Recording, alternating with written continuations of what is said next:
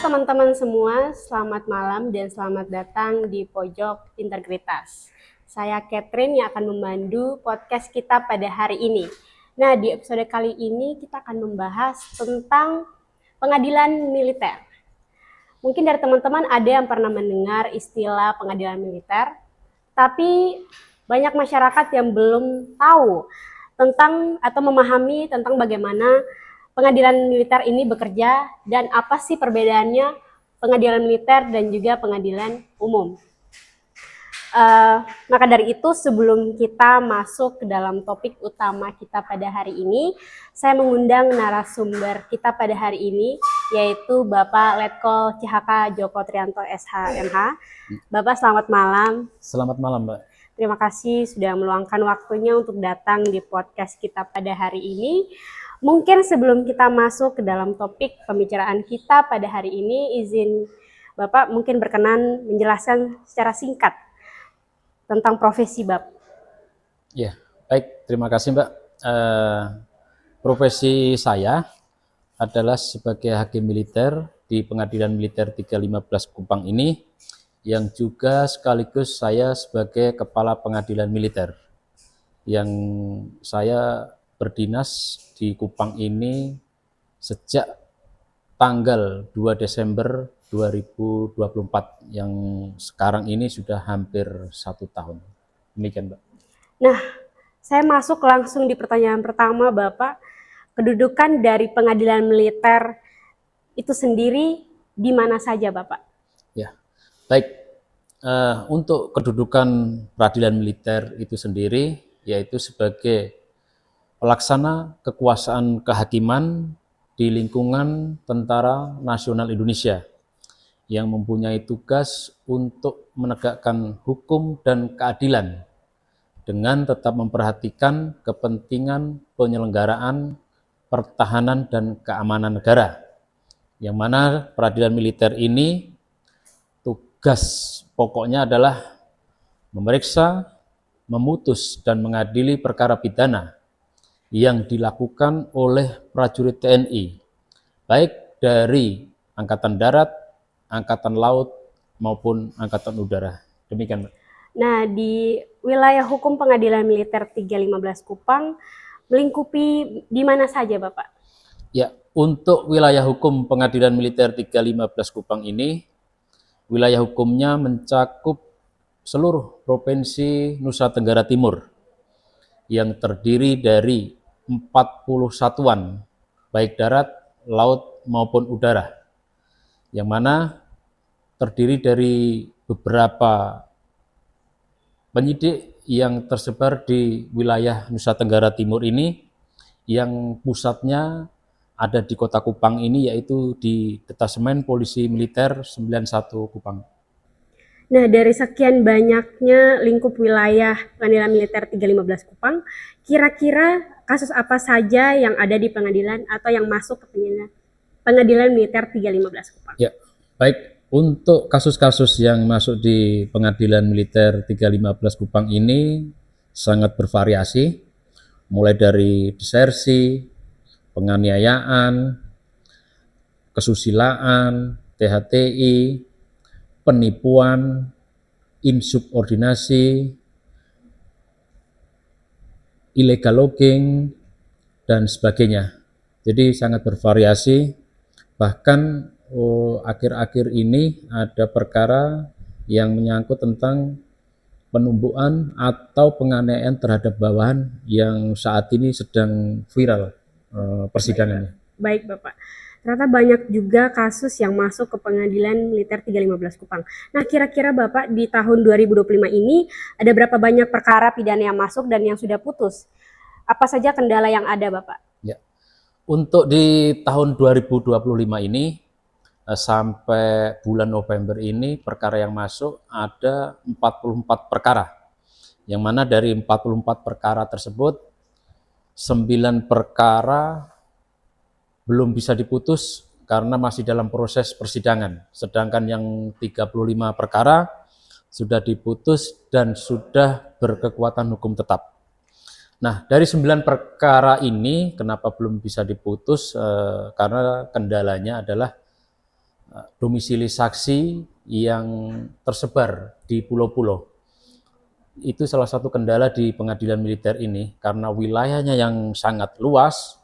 Jadi untuk menghadirkan saksi ke persidangan, terutama di pengadilan ini, sangat kesulitan karena terkendala dengan jarak, dengan biaya, dengan transportasi maupun cuaca.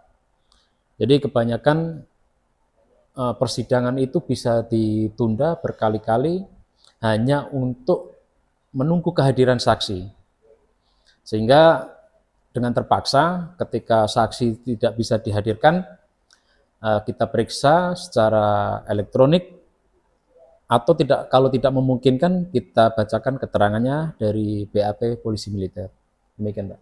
Oh iya Bapak, jadi dalam perkara yang sudah disidangkan dan perkara yang sudah putus, kira-kira persidangannya itu secara tertutup atau terbuka Bapak? Ya, baik. Pertanyaan yang sangat bagus. Ini sekaligus saya menjawab stigma publik selama ini yang beranggapan bahwa pengadilan militer itu tertutup. Padahal sebenarnya pengadilan militer ini tidak jauh beda dengan pengadilan umum, yaitu pengadilan negeri, dalam hal menyidangkan perkara pidana. Nah, memang ada beberapa perkara yang pemeriksaannya itu tertutup, dan itu juga berlaku juga di pengadilan umum, yaitu perkara-perkara yang menyangkut tentang kesusilaan atau rahasia militer atau rahasia negara.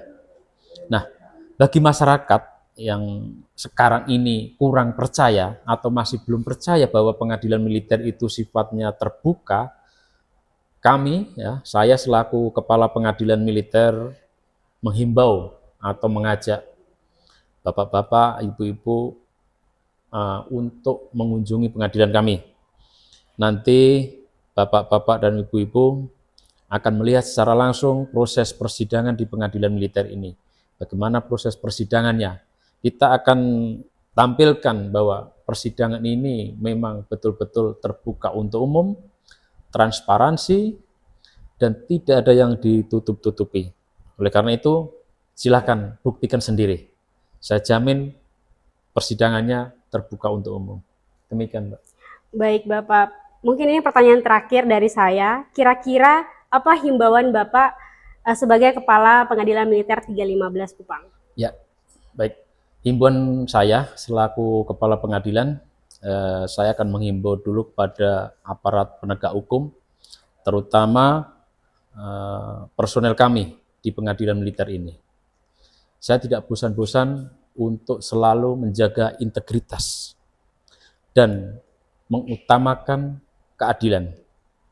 Sebagaimana pepatah mengatakan, tegakkan hukum dan keadilan meskipun langit akan runtuh. Yang artinya bahwa keadilan itu memang harus diutamakan tanpa ada kompromi. Begitu juga untuk himbauan kepada masyarakat agar berperan serta juga untuk mengawasi aparat-aparat kami atau melaporkan atau memberikan pengaduan kepada kami apabila ada dugaan pelanggaran dalam penanganan suatu kasus. Saya jamin pengaduan bapak-bapak dan ibu-ibu dalam waktu 1x24 jam akan kami tanggapi dan tidak lanjuti. Demikian, Mbak.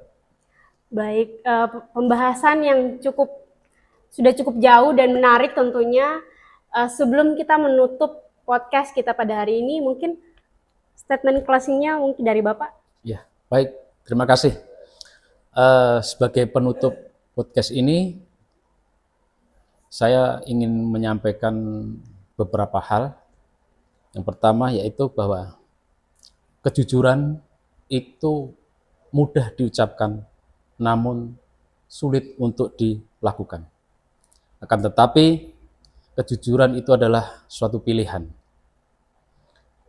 Suatu kebohongan hanya akan bisa ditutupi dengan kebohongan lainnya.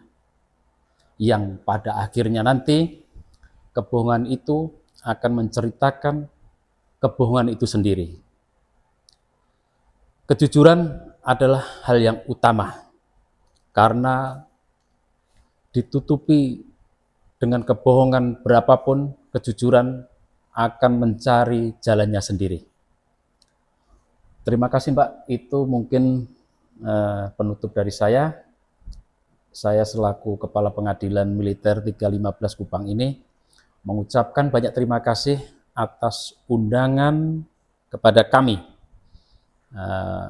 Sehingga saya akan sedikit memberi penghargaan untuk host kita ini ya.